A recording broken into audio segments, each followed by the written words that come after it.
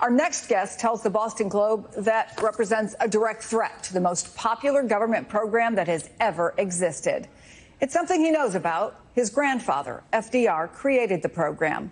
James Roosevelt, former Associate Commissioner of the Social Security Administration, joins me now. Thank you so much for being here. Social Security, in my entire lifetime, I think, has been the third rail in politics. You don't touch it. Is that no longer the case? That it was created for that to be the case. FDR intended it to be constructed so that, as he put it, no damn politician could attack it. That's why it has its own dedicated funding source. Dwight Eisenhower said politicians could attack it, but they would be booted out of office very quickly. It should be the third rail because it is created to be the solid, reliable source of income in retirement and in disability and for survivors. But it has been under attack from Republicans from the day it was passed, who first wanted to repeal it outright up until World War II.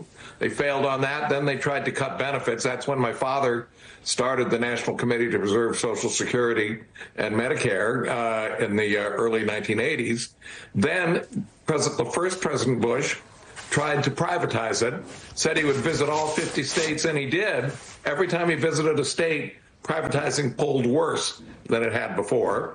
But now President Trump and President Musk have come up with the idea of hollowing it out from the inside. They're firing staff. It was already at its lowest level. Staff was at their lowest numbers ever, with the highest number of beneficiaries. And now they're firing staff, about 12% of the staff. They're doing away with phone lines, and they're closing offices, all to make it not work. Elon Musk, who, as you know, is leading the cost cutting, will never have to depend, obviously, on Social Security.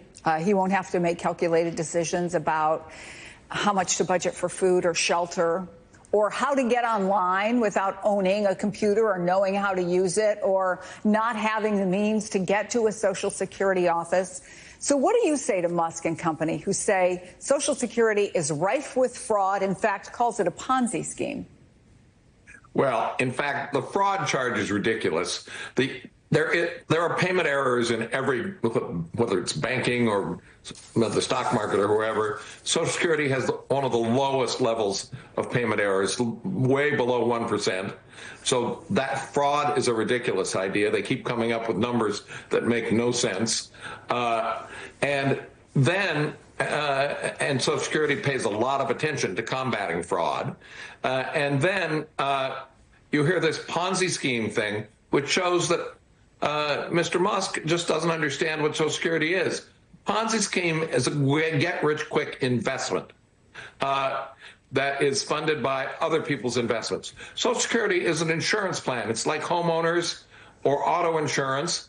People pay premiums.